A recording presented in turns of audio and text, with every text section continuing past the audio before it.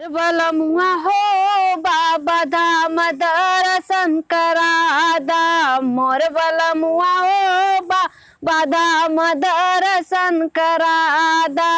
ओई बाबा धामवा में गे रुआ साड़िया बिचारा, ओई बाबा धामवा में गे रुआ साड़िया बिकाला।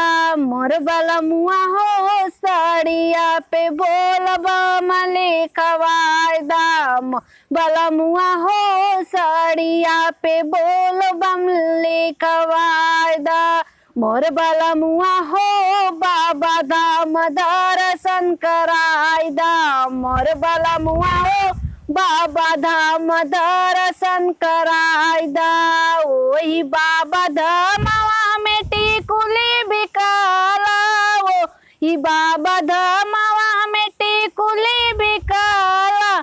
मोर बलमुआ हो टिकुली पे बोलबा मली खवायदा, मोर बलमुआ हो टिकुली पे बोलबा मली खवायदा।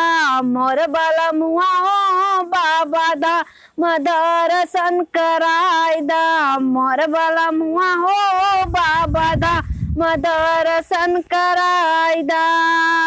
ओही बाबा धामवा में कंगना बिकाला, ओही ही बाबा धामवा में कंगना बिकाला। मोर बलमुआ हो चूड़िया पे बोलबा मली खवायदा, मोर बलमुआ हो कंगना पे बोलबा मली खवायदा। मोर बलमुआ हो बाबा धाम दर्शन करायदा, मोर बलमुआ हो बाबा धाम दर्शन करायदा।